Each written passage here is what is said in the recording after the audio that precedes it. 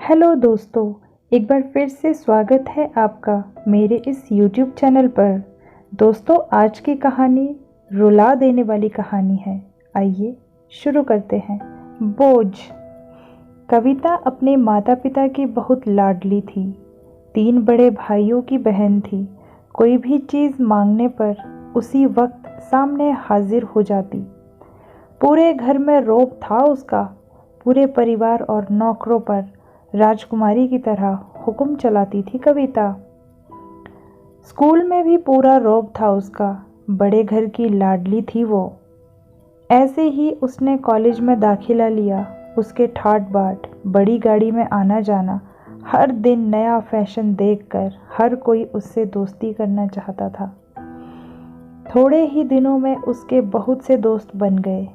पूरे कॉलेज में उसकी अपनी ही एक पहचान थी। इन दिनों उसके घर एक रिश्ता आया। खानदानी लोग थे और पापा की पुरानी जान पहचान थी उनके साथ। कविता के साथ कोई ज़बरदस्ती नहीं थी, पर कविता ने फिर भी हाँ कर दी, क्योंकि वह अपने परिवार से बहुत प्यार करती थी। वह जानती थी कि वह लोग उसका अच्छा ही सोचेंगे। लड़के का नाम राज था। राज काफ़ी पढ़ा लिखा और समझदार लड़का था। ससुराल वाले भी बहुत अच्छे थे। ससुराल में कविता की जगह वैसी ही थी जैसे कि मायके में। कोई भी कार्य कविता की सलाह के बिना नहीं होता था। सबकी लाडली बहू बन गई थी कविता। फिर उसके घर एक बेटे का जन्म हुआ। राहुल कविता को जान से प्यारा था।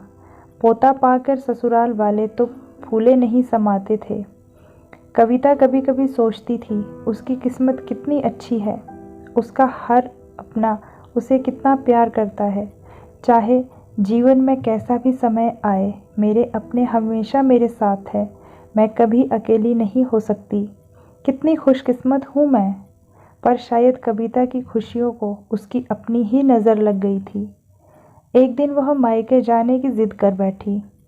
राज को बहुत काम था, लेकिन वह फिर भी उसे ले गया। रास्ते में उसकी गाड़ी अन्य गाड़ी से टकरा गई। कविता, राज और राहुल बहुत बुरी तरह से जख्मी हो गए। काफ़ी दिनों के इलाज के बाद राज और राहुल तो ठीक हो गए, लेकिन कविता पूरी तरह ठीक ना हो सकी। सर पर चोट लगने के कारण वह अपनी आंखों की रोशनी खो बैठी। अब कविता की किस्मत जैसे उल्टे पांव चलने लगी। मायके वाले कुछ दिनों तक उसे मिलने आते रहे, फिर कभी कभार फ़ोन ही करके पूछ लेते थे कि अब कैसी हो। धीरे धीरे ये सिलसिला भी कम हो गया। ससुराल वाले की सहानुभूति भी कम होने लगी। घर में किसी को पास बैठने के लिए कहती तो जवाब मिलता, बहुत काम है, अब तुम भी हाथ नहीं बंटा सकती। राज भी चिड़चिड़ा हो गया था। बस राहुल ही था उसके साथ, जिसके साथ हंसते खेलते उसका वक्त गुजरता। एक दिन कविता के हाथ से कुछ सामान गिर गया, जिसकी वजह से राहुल को हल्की सी चोट लग गई। कविता के सास ससुर ने राहुल को उससे अलग कर दिया, कहीं उसके ना देखने की वजह से बच्चे का कोई नुकसान ना हो जाए। कविता अंदर से टूट चुकी थी। एक दिन उसने सबके सामने मायके जाने की इच्छा रखी, तो राज उसे तुरंत मायके छोड़ आया, जैसे कि वह यही चाहता था। लेकिन राहुल को उसके साथ नहीं भेजा गया। कविता कभी राहुल से दूर नहीं रही थी, पर अपनी कमी के कारण उसने ज़्यादा बहस नहीं की। कविता को लगा कि वह 3-4 दिन वहाँ रहेगी तो थोड़ा हवा पानी बदल जाएगा, क्योंकि वह कितने दिनों से कहीं भी बाहर नहीं गई थी। घर वाले भी इतने दिनों बाद उसे देखकर कितने खुश होंगे। कविता के घर पहुंचने पर सब लोग बहुत खुश हुए। खाने में सब कुछ कविता की पसंद का ही बना था। उसने अपने मम्मी पापा और भाई भाभीयों से दिल खोल कर बातें की। उनके छोटे छोटे बच्चे भी बुआ के साथ घुल मिल गए थे। रात को सोने के वक्त जब वह कपड़े बदलने लगी, तो उसे पता चला कि उसका बैग तो बहुत भरा हुआ था। वह समझ गई। वह बहुत उदास हो गई। कुछ दिनों तक तो सब ठीक रहा, फिर जैसे सब बदलने लगा। सबका व्यवहार बदल रहा था। वह लोग जैसे थक चुके थे उससे। सब लोग घुमा फिराकर पूछने लगे कि राज कब आ रहा है उसे ले जाने। वह बहाना बना देती, जबकि वह जानती थी कि उस घर में अब उसके लिए कोई जगह नहीं। कविता से चलते वक्त कुछ ना कुछ नुकसान हो जाता था। थोड़ी बहुत टोका टाकी उसे सुनाई देती, वह टाल देती। एक दिन उसके हाथ से लगकर एक कीमती फूलदान टूट गया।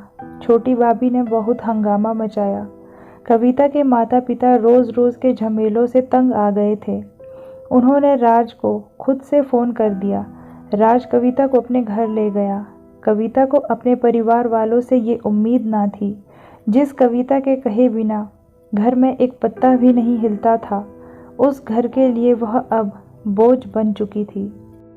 राज के साथ ससुराल आते वक्त वह बहुत खुश थी, क्योंकि वह अपने घर जा रही थी, अपने जिगर के टुकड़े राहुल के पास। परंतु यह खुशी ही कुछ पल की ही थी। सारा बंदोबस्त पहले ही किया हुआ था। कविता को सीधे ऊपर वाले कमरे में पहुंचा दिया गया। राहुल से दूर रखने की सख्त चेतावनी दी गई। एक कामवाली लता को उसकी जिम्मेदारी सौंपी गई, जो उसके खाने पहनने जैसी ज़रूरतों का ध्यान रखती। कविता ज़्यादातर चुप ही रहती। कभी कभी काम वाली लता से थोड़ा बतिया लेती।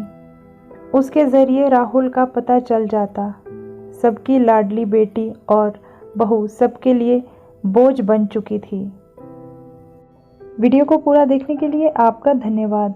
कहानी पसंद आई हो तो लाइक कीजिएगा, चैनल पर नए हैं तो चैनल को सब्सक्राइब कीजिएगा। धन्यवाद।